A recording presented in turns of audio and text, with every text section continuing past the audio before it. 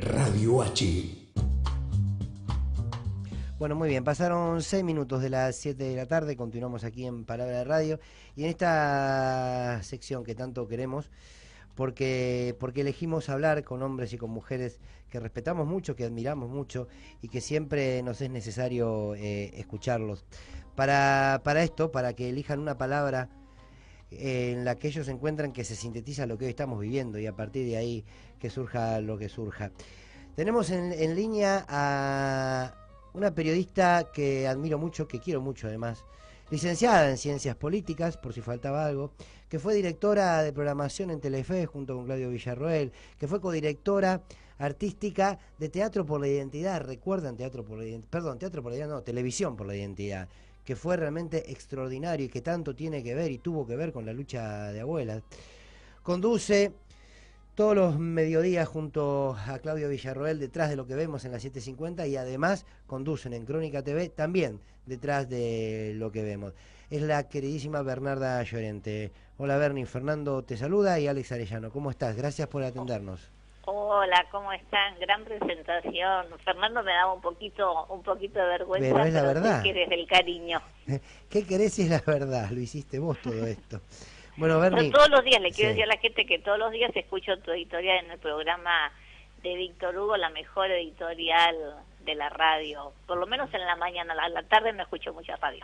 Gracias, te agradezco mucho y siempre de verdad también es bueno que la gente sepa que, porque esto a veces se conoce poco, que más allá de todo esto que has hecho hoy, que es simplemente una síntesis en toda tu vasta carrera, por sobre todo, sos una excelente compañera de trabajo, pero además sos una excelente compañera del campo nacional y popular, que es lo fundamental. ¿Con qué palabra vos podés sintetizar la que te surge para contar este presente, para contarnos este presente según tu mirada? Bien, yo pensaba definirlo más coyunturalmente, digamos, no había pensado en definirlo tan globalmente y me surgían dos palabras, ¿no? Entre lo que pasó ayer y lo que pasó hoy. Y para describir la aparición de la nieta 129 me surgía la palabra libertad. Porque me parece que la única forma de ser enteramente libres es poder, bueno, uno nunca es enteramente libre, pero por lo menos ilusionarse o transitar el camino de la libre elección. Uno no puede hacerlo sin poder elegir con todos los elementos y sin saber dónde está plantado frente a la vida, ¿no? Y la identidad y las raíces de uno son imprescindibles para poder hacerlo. Creo que cada nieto que se recupera es un paso más importante para que los argentinos como sociedad seamos más libres, ¿no? Más libres para procesar nuestro pasado y más libres hacia el futuro y hacia el presente, y también, por supuesto, en las biografías individuales, porque hay procesos colectivos que nos marcan mucho y todos nosotros somos hijos de esto, pero también hay procesos individuales, ¿no? Y cada nieto que ha pasado por eso puede ser más difícil o menos, y a medida que pasa el tiempo seguramente es más difícil porque son personalidades como mucho más armadas, ¿no? Por los años, la reaparición, reencontrarse con sus raíces sigue siendo una puertita muy importante para acceder a esto, a la ilusión de ser un poco más libres. Hay algo que a mí por lo menos me sigue costando todos los días, es que vos hablas de la palabra libertad y los espacios de libertad nos los reducen todo el tiempo, ¿no? Todo el tiempo, casi algunos son evidentes y otros son más invisibles. Pero la sensación que uno tiene a veces es que, si bien todos teníamos claro quién era Mauricio Macri, creo que se nos escapó, por lo menos para mí, la vehemencia con la que han ejercido este poder, han reducido los espacios de libertad y en relación, por ejemplo, a los derechos humanos y lo que hoy significa haber encontrado una nueva nieta, tanto desprecio para con eso. Yo lo que siento es que son monstruos, se asumen como monstruos, se muestran como tales y lo peor es que una porción de la sociedad los elige. Vos sabés que hoy miraba a Marcos Peña en el Congreso y también me surgía otra palabra y la palabra es acting, ¿no? Que empieza a aparecer mucho, ¿no? En los actos del presidente y también en los actos de su gabinete.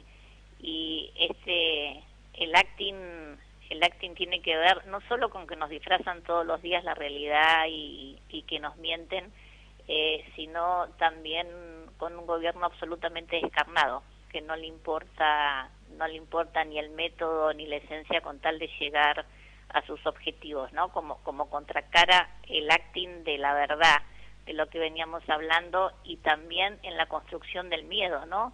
Que el miedo también coarta mucho una sociedad en cuanto a poder avanzar en la libertad, y creo que este gobierno que empezó con los globitos amarillos y parecía que era todo alivianado y la revolución de la alegría, finalmente es terriblemente perverso, ¿no? Lo que vos decías. Y cuando Marcos Peña también decía hace un par de días, en realidad vamos por el alma de los argentinos, lo que nos interesa es el alma de la Argentina, creo que ese es un pensamiento profundo, además de copiado de Thatcher, que ya lo dijo en su momento, la dama de hierro británica, ¿no? Es profundamente perverso. De lo que vos decías, ¿qué significa cambiar el alma de los argentinos? Cambiar, por ejemplo, la resistencia, hacernos un pueblo subordinados y sin derechos. Repetir, como uno a veces escuchaba a un taxista, tijotea con un taxista en la calle. Sí, te escuché a mediodía, sí. Y la sensación, después reflexionando, es cuando cambian el sentido común, entre comillas. Entonces el problema de este país, o el problema de la clase media, no son los de arriba y sus políticas, sino son los de abajo, son los pobres, los que nos condicionan, los vagos, los que no trabajan, y no aquellos que nos roban, que nos endeudan, que se llevan el dinero, que hacen políticas de hambre, etcétera, etcétera, que te voy a contar a vos, Borroni. No, pero... a ver, Alex, dale. Bernarda, ¿qué tal? Estuviste acompañando a Jorge Tayana, tu esposo, durante la campaña electoral para senadores en 2017. Sí. Fue una campaña bastante interesante, pero ¿cómo crees que va a ser la campaña de este año, tanto del kirchnerismo o de Unidad Ciudadana, como así del PRO, con este nuevo matiz que tenemos ahora? Mira, yo creo que hay algunas diferencias importantes.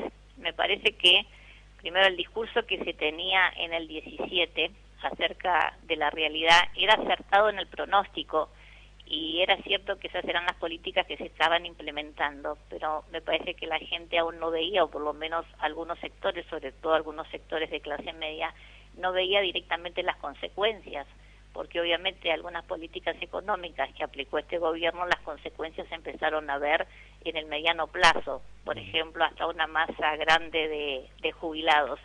Entonces, más allá del acierto que era en el pronóstico, las consecuencias todavía eran un poquito menores, y todavía había un colchón que se había construido durante tanto tiempo donde la gente no lo sentía. Eso desde el lado económico, ¿no? Y la gente no solo vota con el bolsillo, sino también me parece que había una negación por parte de algunos sectores que habían votado a Cambiemos de poder reconocer el equívoco. Finalmente creo que en términos humanos y también las sociedades, uno intenta apostar a la esperanza, ¿no? A los 2 años darte cuenta que es un fracaso tiene repercusiones inmediatas también sobre tu vida directamente.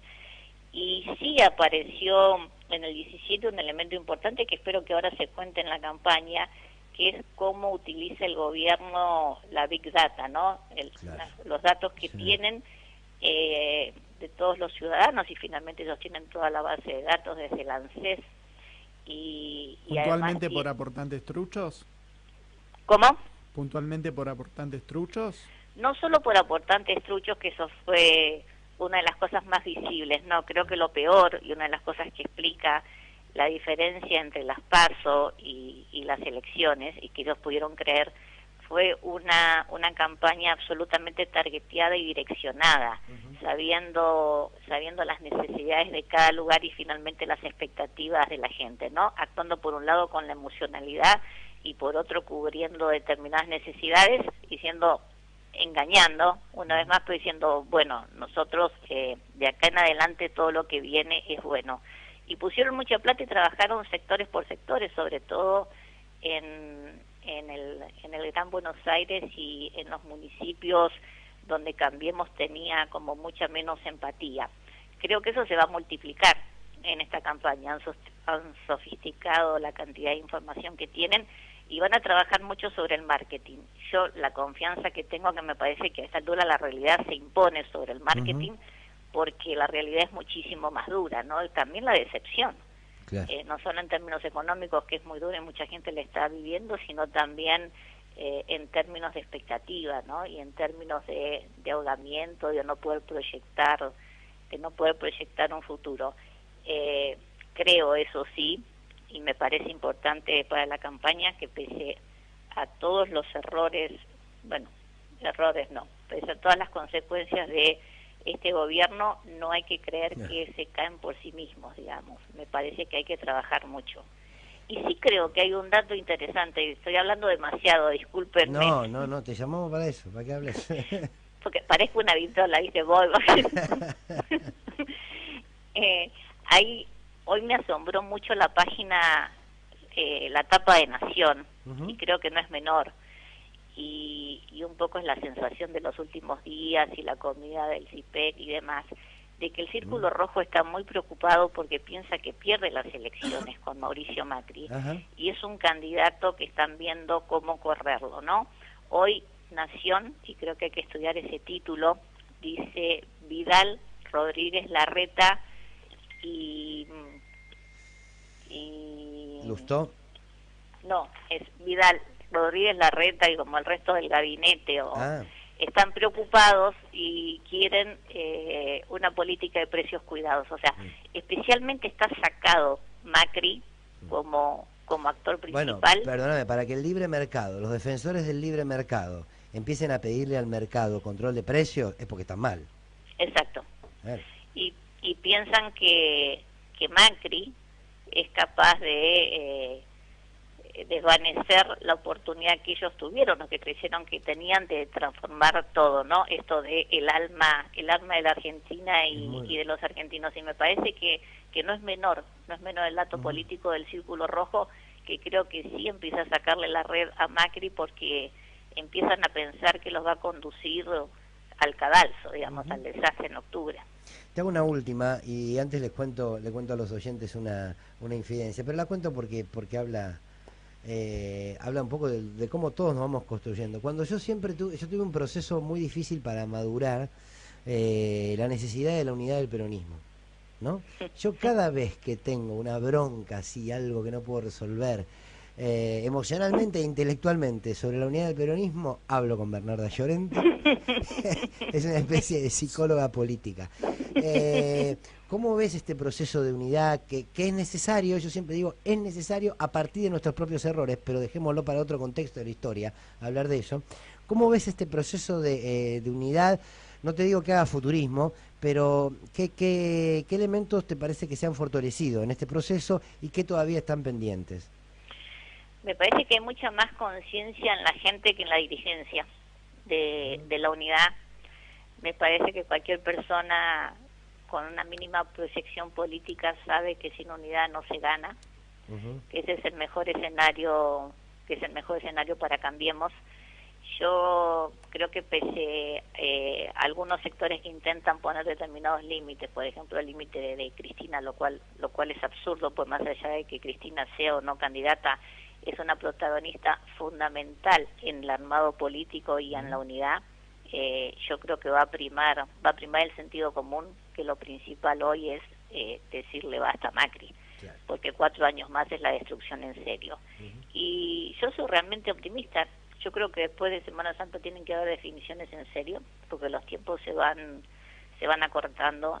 Me preocupan un poco los tiempos, porque el gobierno está como mucho más armado justamente por ser gobierno y tener más herramientas, pero al mismo tiempo empiezan a aparecerle sus conflictos, y yo creo que los argentinos, y sobre todo la oposición, no creo que seamos suicidas, y me parece que hoy no es tan difícil arribar a puntos en serio de unidad frente a esta destrucción, y que tiene que primar, y que vamos a llegar con una oposición unida. Bernarda, siempre es un placer escucharte, te agradezco mucho esta comunicación, y anoté un par de textuales que son extraordinarios, que aparte como vos dijiste, y te agradezco, que escucharas editoriales, no por devolverte la gentileza, pero yo las escucho cuando me voy. Es como que yo tengo el ensismo posterior. Y la verdad es que hay muchas reflexiones. Fue muy importante que traigas el tema de Marcos Peña diciendo que que de alguna manera van por el alma, ¿no? Para transformar el alma. Y me quedo con esto, es cierto, este gobierno no se va a caer solo, Yo todavía pienso, si Macri se les cayó como candidato, ¿quién va a ser su candidato? Muchos dijimos que, por supuesto, que Labaña es un intento, pero me parece que Labaña tampoco le da, menos si no quiere ir a una interna. Le tengo un poquito de miedo a Urtubey, pero nada, te la tiro así como para... Te tiro otra sí. En la especulación. Sí. Ayer me pareció, en la primera entrevista, me pareció que Labaña se cayó un poco y justamente era como incapaz de abrir el espectro, pero lo que muchos dicen que la única salvación, entre comillas, de Cambiemos, o lo que están pensando, es decir, el proyecto es bueno, la gestión es mala, y en esa gestión es mala es correrlo a Macri, y el gestor para ellos por excelencia es Rodríguez Larreta. Epa. Bueno, anotemos. Bernarda Llorente, un placer, siempre. No, le quiero decir a la gente, me encantó hablar con ustedes, hablé como una matraca, y le quiero decir a la gente que te quiero y te respeto mucho, y que me encantó estar con ustedes esta tarde. Vos sabés que el cariño es mutuo y el agradecimiento, porque cuando uno llega a una radio y se encuentra con colegas y sobre todo compañeras y personas como vos, todo se le hace más fácil. Gracias, beso enorme. Beso enorme a los dos. Chau, chau.